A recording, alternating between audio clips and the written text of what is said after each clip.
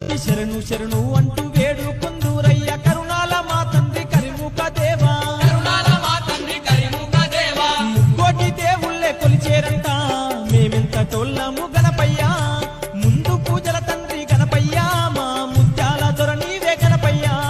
దీపాల కాంతుల్లో గణపయ్యా నువ్వు దివ్య స్వరూపుడవు గణపయ్యా, దీనుల పాలిట గణపయ్యా దిక్కు మొక్కు నీవేనయ్య గణపయ్యా. దీపాల